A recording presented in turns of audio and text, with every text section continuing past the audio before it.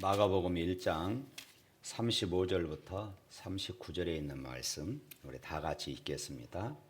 새벽 아직도 밝기 전에 예수께서 일어나 나가 한적한 곳으로 가사 거기서 기도하시더니 시몬과 및 그와 함께 있는 자들이 예수의 뒤를 따라가 만나서 이르되 모든 사람이 주를 찾나이다. 이르시되 우리가 다른 가까운 마을로도 가자. 거기서도 전도하리니 내가 이를 위하여 왔노라 하시고 이에 온 갈릴리에 다니시며 그의 여러 해당에서 전도하시고 또 귀신을 쫓으시더라. 아멘.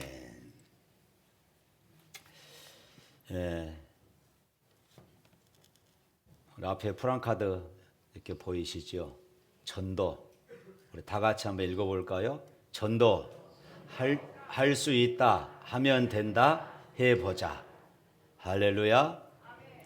전도가 무엇일까요? 전도는 지옥 가는 사람을 건져내는 것입니다. 사람들이 지옥 가는 길을 막아서는 일입니다. 그뿐만이 아니죠.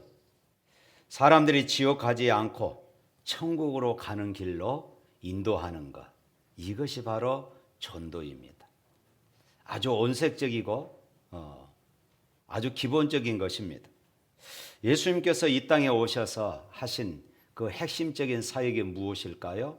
역시 전도입니다. 누가복음 19장에 보면은 예수님과 이 삭개오에 관한 그런 만남의 이야기가 기록되고 있습니다. 당시 삭개오는 세리장이고 부자였습니다. 그런데 당시 유대인들이 사람 취급하지 않던 세 부류가 있었는데 그 중에 한 부류가 바로 이 세리들이었습니다. 당시 세리는 유대인이면서 로마에 앞장서서 로마 제국의 세금 징수를 담당하면서 자국민의 이 유대인들에게 과도한 그런 세금을 걷어들이고 자기가 얼마를 착복하고 로마에다가 또 약속한 금액을 그렇게 바치게 됩니다. 과거 우리 일제시대 때 마치 일본 앞잡이로 일했던 그런 친일파 역할을 했던 사람들이 바로 이 세리였습니다. 그러니까 유대인들로부터는 이 세리라는 직업을 가진 사람들이 얼마나 믿겠습니까? 매국노이지요. 죄인 중에 죄인으로 저주받을 그런 사람들로 여겼습니다. 그런데 예수님께서 그 세리와 그 매국노와 함께 하신 것입니다. 함께 하실 뿐만 아니라 그 집에 들어가십니다. 예수님의 이런 행동을 보고 있던 많은 사람들이 예수님께서 죄인의 집에 들어가 대접을 받는다 하면서 그렇게 수군수군 거리기 시작했습니다. 또 그와 같은 예수님을 가르쳐서 어떤 사람들은 이렇게 말했어요. 야, 먹기만 탐하고 포도주를 즐기는 사람이다. 심지어 예수님을 세리와 죄인의 친구다, 매국노의 친구다, 이렇게 지금 비난하는 사람들도 있었습니다. 사실 바리새인과 서기관들은 세상 사람들과 구별되어지는 것을 아주 좋아했습니다.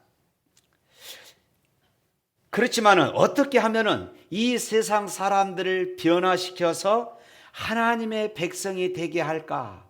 여기에는 전혀 관심이 없었던 것이지요. 또 그들은 하나님의 사랑을 받은 민족으로서 특권을 자랑하기를 좋아했습니다. 선민 사상이죠. 그렇지만 이 하나님의 사랑을 어떻게 하면은 많은 사람들에게, 세상 사람들에게 이 하나님의 사랑을 나눌 수 있을까? 여기에는 전혀 관심이 없었습니다.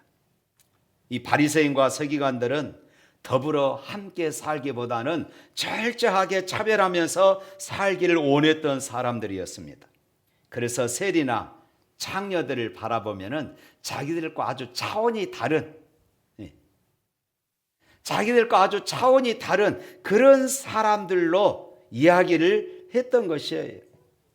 가난하고 약한 사람들을 철저히 무시하고 그들을 외면했습니다.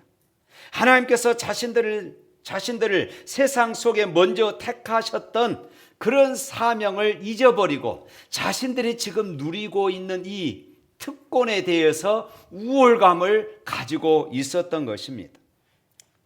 그런데 예수님께서 이 땅에 오셔서 자신의 존재 이유에 대해서 말씀하실 때마다 자신이 이 땅에 오셔야만 했던 사명을 늘 선언하신 것입니다.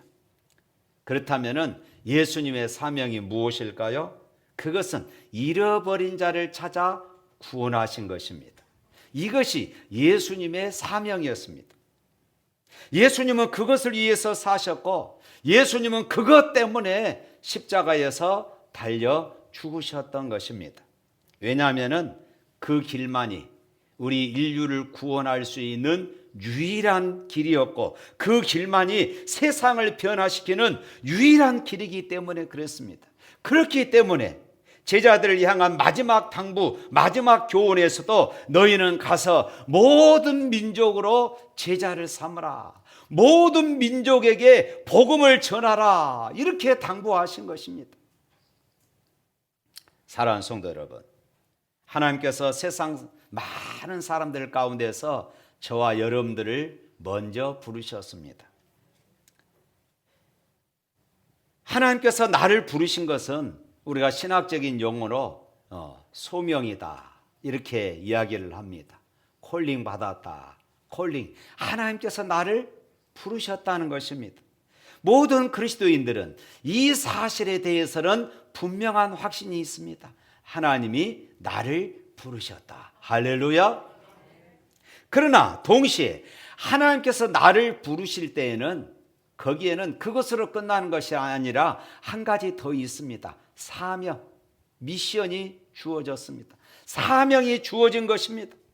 하나님께서 나를 부르실 때에 나에게 맡겨진 사명이 있습니다. 그것은 모든 민족을 제자로 삼는 것입니다. 그런데 우리들에게 있어서 이 소명의식, 하나님께서 나를 부르셨다는 것에 대해서는 우리가 분명한 확신을 가지고 있습니다. 나는 하나님의 백성이다. 하나님이 나를 선택하셨다. 하나님이 나를 부르셨다. 이 부분에 대해서는 우리가 분명한 확신을 가지고 있습니다. 그런데 사명에 대해서는 우리가 별로 관심을 갖지 않습니다. 사랑하는 성도 여러분, 우리는 하나님께서 나에게 주신 사명 분명히 깨달아야 할 줄로 믿습니다. 하나님께서 우리를 세상 사람들 속에서 구별하시고 부르실 때는 분명히 거기에는 하나님의 사명이 있다는 것입니다. 그것은 영혼을 구원하는 것입니다. 애플 컴퓨터의 공동 창업자인 스티븐 잡스는 회사 초기에 성장이 제자리 걸음하고 있을 때에 보다 더 효과적인 그런 마케팅 전략을 세우기 위하여서 어떻게 하면 애플을 알리고 어떻게 하면 많은 사람들이 이 애플을 좋아하게 만들까, 이것에 늘 고민이 있었습니다. 그런데 그 어느 날 당시에 이 펩시콜라의 CEO였던 존 스컬리라는 사람에 대한 그런 이야기를 듣습니다. 이분 짧은 시간 내에 펩시콜라를, 당시 코카콜라가 업계에 1위를 차지하고 있던 그런 시절에 코카콜라를 제치고 펩시콜라를 업계 1위로 올렸던 그런 주인공이었습니다. 스컬리는 당시에 38세 아주 젊은 나이였지만은 아주 탁월한 전략을 통하여서 당시에 1위였던 코카콜라를 제치고 펩시콜라가 업계 1위로 그렇게 등극할 수 있도록 전략을 짰던 그런 사람이었습니다. 스컬리는 충분한 명예와 재산을 누리고 있었기 때문에 이제는 새삼스럽게 자리를 옮기고 어떤 새로운 일을 그런 시도해야 되겠다는 이런 생각이 전혀 없었습니다. 그런데 스티브 잡스가 이분을 찾아갔습니다. 그리고 많은 연봉을, 그리고 많은 명예와 많은 부를 약속하고 우리 회사로 오십시오, 스카우트 제의를 했던 것입니다. 우리 회사에 와서 일해 주십시오. 스티브 잡스는 지금 이 사람이 꼭 필요했습니다. 애플을 알리고 애플 회사를 알리기 위해서는 이 전략가가 꼭 필요했던 것입니다. 아무리 설득하고 아무리 부와 명예를 약속해도 거절한 것이었습니다. 그때 스티브 잡스는 마지막 승부수로 이런 말을 했다고 그럽니다. 당신은 설탕물이나 팔면서 여생을 허비하시겠습니까? 아니면 세상을 바꾸는 일에 자신을 던지시겠습니까? 결국 이 말에 이 사람이 움직였다는 것입니다. 당신은 설탕물이나 팔면서 여생을 허비하겠습니까? 아니면 세상을 바꾸는 일에 자신을 던지겠습니까? 사랑하는 성도 여러분, 오늘 저는 이 말을 빌어서 오늘 저와 여러분들에게 도전을 던지고 싶습니다. 여러분의 남은 인생을 지금까지 살아온 그저 그렇고 그런 방식으로 적당하게 살다 가시겠습니까? 하나님이 주신 은혜, 이것만 맛보고 이것만 누리며 그렇게 이 땅에 살다가 가시겠습니까? 아니면은 우리 인생의 주인이신 예수님의 명령과 모범을 따라서 이 순간부터 세상을 바꾸는 전도 사역자로 그렇게 살기를 원하십니까? 한 영혼을 구원하기 위하여서 주님의 심장을 품고 순종하고 헌신하는 이런 삶을 사시겠습니까? 예수 천당 불신 지옥, 누구든지 예수님을 믿으면은 구원받고 천국에 갈 것을 믿으시기를 축복합니다. 그러나 누구든지 예수를 믿지 않으면은 저주를 받아서 지옥 가게 되어집니다. 그것이 우리 가족일 수도 있습니다. 그것이 내가 친하게 여기는 친구일 수도 있는 것이에요. 이 말은 불변의 진리입니다. 그런데 소위 오늘 지식증에 해당하는 사람들은 이 말을 싫어합니다. 그들은 종교 다원주의를 주장합니다. 야, 꼭 예수만 믿어서 천국 가냐? 그냥 이 땅에서 착하게 살고 선하게 살면은 다 천국에 갈 수 있어. 또 나름대로 종교를 가지고 있으면은 다 천국에 갈 수 있다고 이렇게 주장합니다. 그러나 하나님의 말씀은 그것이 아닙니다.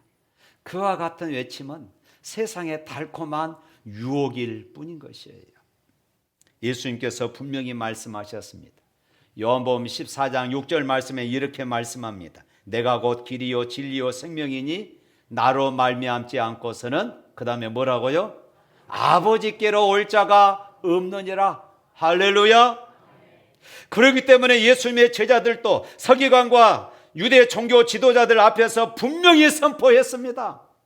사도행전 4장 12절 말씀입니다. 우리 다 같이 한번 읽어볼까요? 다른 이로서는 구원을 받을 수 없나니 천하 사람 중에 구원받을 만한 다른 이름을 우리에게 주신 일이 없음이라 하였더라. 할렐루야. 그러므로 예수 천당 불신 지옥, 이 말은 영원히 변하지 않는 진리입니다. 믿으시기를 축원합니다. 어느 가정의 남편이 위암 진단을 받았습니다. 하늘이 무너지는 것 같았습니다. 결국 위를 절반 이상을 잘라내는 수술을 하게 됩니다. 그리고 오랜 세월 부인은 남편의 뒷바라지를 하게 되어집니다. 모든 식단을 자기가 아닌 남편 위주로 식단을 짜게 됩니다. 항암 치료를 받고 힘들어하는 남편을 보면서 자기도 함께 힘들어하고 차라리 내가 아팠으면 더 좋겠다 하는 이런 심정을 갖게 되어집니다. 정기적인 검진을 받으면서 위 내시경을 하는데 금식을 해야 합니다. 금식할 때 이 아내도 함께 금식을 합니다. 왜 그럴까요? 사랑하니까 그렇습니다.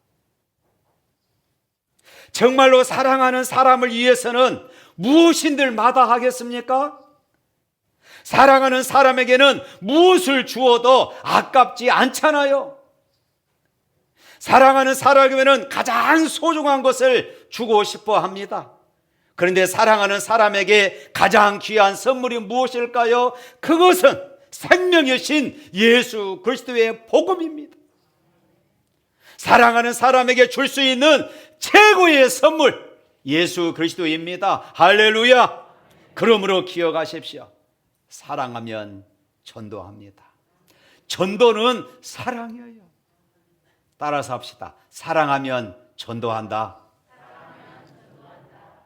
오늘 본문은 예수님께서 복음을 전하고 병자들을 고치는 그런 바쁜 하루를 보내신 이후에 그 이튿날 몸이 피곤하지만은 새벽에 한적한 곳에 가서 기도하시는 그런 모습으로 시작하게 되어집니다.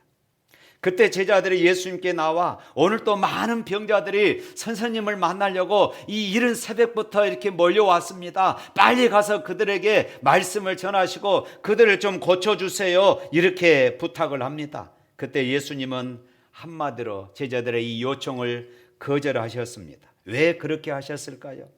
예수님께서는 이미 다른 계획이 있으셨던 것입니다. 오늘 본문 38절 말씀입니다. 다 같이 한번 읽어봅니다. 이르시되 우리가 다른 가까운 마을로도 가자.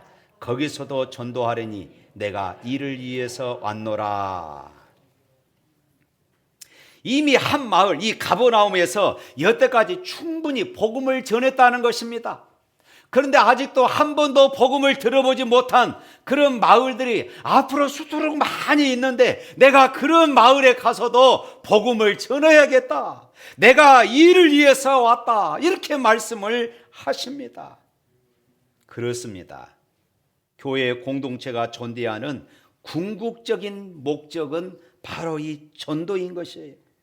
예수님의 마지막 명령에서도 알 수 있듯이 우리 주님은 모든 민족에게 복음을 전하고 복음을 듣도록 하는 것, 그리고 복음을 듣고 예수님의 제자가 되는 이런 비전을 교회에게 위임을 하셨습니다. 세계 복음화 혹은 세계 선교가 한두 사람의 헌신을, 한두 사람의 노력을 통하여서 이루어지게 하는 것이 아니라 교회를 통하여서, 이 땅의 교회를 통하여서 이 복음 사역이 이루어지도록 교회에 위임하신 줄로 믿습니다. 우리가 섬기는 교회가 몇 년 되었는가? 이제 내년 그 이후에는 이제 50년이 됩니다. 50주년이 되어지는데 예수님의 관심은, 하나님의 관심은 거기에 있지 않습니다. 이 교회의 역사가 몇 년 됐느냐, 이 교회의 규모가 얼마나 크냐, 이것이 중요하지 않습니다. 우리 교회를 통하여서 예수님을 모르는 사람들이 얼마나 예수님을 믿고 변화되어지며 천국을 소망하며 살아가고 있느냐, 이것이 주님의 관심입니다. 이것이 이 땅에, 이곳에 교회를 세우신 하나님의 목적인 것입니다. 앞서 말씀드렸듯이 누가복음 19장 10절에 예수님께서 이렇게 말씀하십니다. 인자가 온 것은 잃어버린 이를 찾아 구원하려 함이라. 이 말씀의 배경에는 바로 이것이 있습니다. 누가복음 19장 1절 이하에 보면은 여리고 도시의 세리장이었고 부자였던 삭개오라고 하는 사람이 있었습니다. 이 삭개오가 예수님을 간절히 만나고 싶었던 것을 알 수가 있어요. 그런데 사실은 삭개오가 예수님을 만나고 싶었던 것이 아니라 사실은 예수님께서 삭개오를 만나기 위하여 그곳에 가신 것입니다. 할렐루야. 그렇기 때문에 군중들의 포위망을 벗어나 지나가는 예수님을 좀 더 자세히 관찰하기 위해서 돌 무화과 나무 위에 올라가 있던 삭개오에게 예수님은 먼저 찾아가십니다. 그리고 이렇게 말씀하셔요. 속히 내려오너라. 내가 오늘은 너의 집에서 유하여야겠다. 그리고 삭개오의 집에 들어가십니다. 이것이 예수님이 삭개오를 만나고 삭개오를 변화시키고자, 사람들의 편견을 벗겨버리고자 예수님께서 그 같은 행동을 하셨던 것입니다. 그리고 예수님께서 이렇게 말씀하십니다. 오늘 구원이 이 집에 이르렀다. 그리고 이어서 10절 말씀에서 인자가 온 것은 잃어버린 자를 찾아 구원하려 함이라. 사랑하는 성도 여러분, 바로 예수님께서는 삭개오와의 만남은 한 영혼을 찾으시기 위한 주님의 전도 방법이었던 것입니다. 예수님은 당신에게 주어진 모든 만남의 기회를 이처럼 전도의 계기로 삼으셨던 것입니다. 사랑하는 성도 여러분, 우리도 그렇게 살아갈 수 없을까요? 시카고 근교의 일로우 크리닉 교회는 불신자 전도를 교회의 존재 이유로 삼고 거기에 모든 열과 성을 다한 결과 우리 시대에 가장 영향력이 있는 그런 교회로 지금 자리매김하고 있습니다. 그 교회는 불신자들을 전도하기 위해서 지속적으로 방문할 필요가 있는 그런 업체들 선정해 놓고 그 교회의 성도들이 집중적으로 그곳에 갑니다. 잡화점이나 세탁소나 식품점이나 식당 그리고 이발소, 일부러 이곳을 정해놓고 성도들이 아니면은 그 셀 식구들이 그곳을 집중적으로 그렇게 이용하게 되어집니다. 그리고 불평하지 않는 좋은 고객으로, 그리고 따뜻한 감사를 늘 표현하는 좋은 고객으로, 그리고 정해진 금액보다도 조금 더, 예를 들어서 이전은 1,800원짜리를 사면은 200원 거스름 돈을 내주는데 거스름 돈을 받지 않고 그냥 됐습니다 하고, 항상 이런 이미지를 그 사장님에게 심어준다는 것입니다. 그리고 그런 다음에 결정적인 순간에 그 주인에게 복음을 전하고 초청한다는 것입니다. 처음 만나서부터 우리 교회 갑시다 이렇게 말하지 않고 좋은 고객으로 그렇게 인상을 심어주고, 그리고 나서 그에게 복음을 전한다는 것이에요. 이런 전도를 가르쳐서 생활전도, 때로는 관계전도라 이렇게 말합니다. 인색하고 불평만 하는 크리스찬의 전도에 누가 매력을 느끼겠습니까? 늘 불평하고 원망하고 짜증만 내는 그 사람, 그 그리스도인에게 어떻게 전도되어 교회에 나올 수 있겠습니까? 디모데후서 4장 2절은 사도 바울이 그의 제자 디모데에게 아주 유훈처럼 남긴 말씀입니다. 거기에 보면 이렇게 말씀합니다. 우리 다 같이 한번 또 화면 보고 읽어봅니다. 너는 말씀을 전파하라. 때를 얻든지 못 얻든지 항상 힘쓰라. 범사의 오래 참음과 가르침으로 경책하며 경계하며 권하라. 계속되는 5절 말씀에 또 이렇게 이야기합니다. 5절 시작. 그러나 너는 모든 일에 신중하여 고난을 받으며 전도자의 일을 하며 내 직무를 다하라.